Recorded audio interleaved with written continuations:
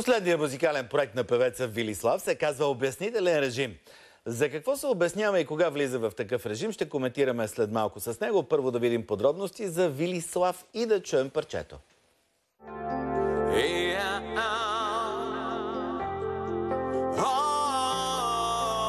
Вилислав Андреев е роден на 4 януари 1992 година в град Велико Търново. Той се занимава с музика още от рана детска възраст. Печели множество фестивали и конкурси в Армения, Италия, Испания, Румъния и други. Вилислав завършва гимназията в природо-математическа паралелка в родния му град. През 2011 е приет в музикалната академия Панчо Владигеров в София с поп и джаз пеене. Вилислав записва първите си песни "Остани" и "Знаеш как" през 2015 година. Последната му песен се казва "Обяснителен режим" и само за 24 часа парчето оглавява няколко интернет класации.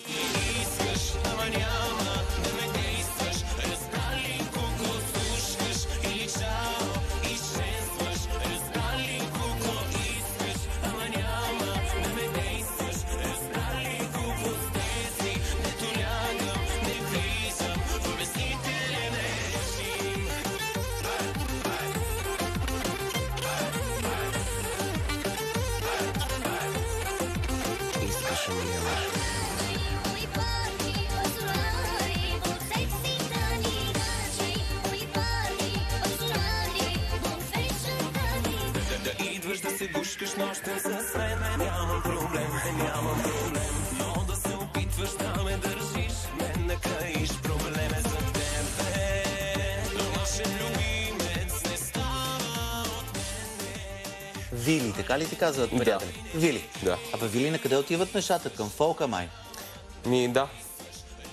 Това беше. 2 парчета поп и айде, чао. Виж, аз не искам да се поставям в някакви рамки. Аз преди всичко съм музикант и за мен един артист трябва да бъде различен със всеки следващ проект и да прави разнообразни неща. И в крайна сметка поп-фолка се е превърнал в България в една поп-култура от 10 години насам. Ама някой ми каза, че нещата отиват надолу, бе, Вили. Няма такива неща. Верно ли? Ако трябва да сме честни, в поп-музиката нещата отиват надолу, Верно. защото... Мен точно обратните неща ми развиват теории. Тук има сътрудници и хора, които се занимават с тая материя, четат, гледат, слушат и викат, бате, нещата в фолка са така надолу. А в попа е така, само нагоре. Всеки човек има право на мнение, но за мен аз съм направил правилната стъпка и това е моето място. А ти по какво вадиш такива изводи, че фолка върви нагоре или? Виждам какво или се така слуша. вътрешно някакво убеждение? Не, виж, аз пуснах 2 поп-парчета миналата година и видях как се развиха нещата с тях. Аз бях самопродуциращ се изпълнител, просто се сблъсках с реалността. И какво беше в реалността, Вили? Има си във всички музикални медии, радиа и телевизии си има определени 2 компании, които са с предимства, самопродуциращите са отсвирени, да. Чао. Изчезваш, да. И какво викаш ти? Реших да... Викаш, няма да се давиме. Няма цял живот да се давиме, млади сме, живота трябва да се живее сега, тук и сега.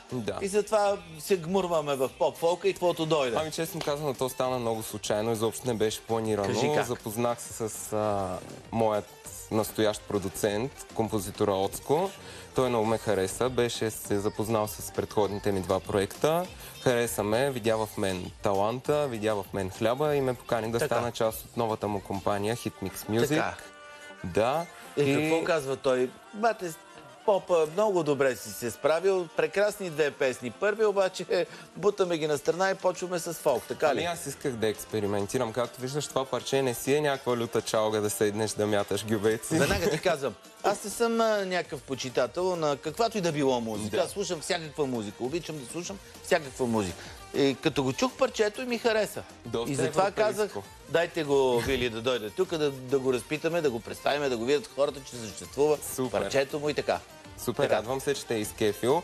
Аз мисля, че се получи доста модерен проект. В смисъл не е типичния поп-фолк. Така. И това е, което исках да кажа, че поп-фолка върви към модернизация. Тоест поп и поп-фолк вече са се слели и не можеш да намериш границата между тях. Може да намериш сега. Ама не във всички парчета.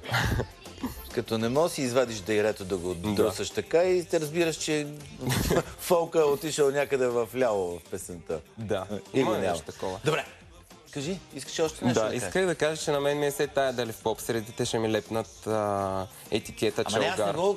Тук не говориме изобщо за лошо или хубаво или каквото и да било. Говориме за различни стилове музика, нали така? Кой го харесва или не го харесва, това е като със султа. Аз го обичам солено, ти го обичаш по-безсолно и така. Исках да кажа още нещо, че продуцента ми... Ти до края на предаването ще почнеш да говориш в крайна сметка, нали? Да.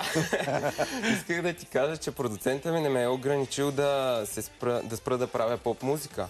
Просто идеята беше моя да започна с поп-фолк парче, не е негова.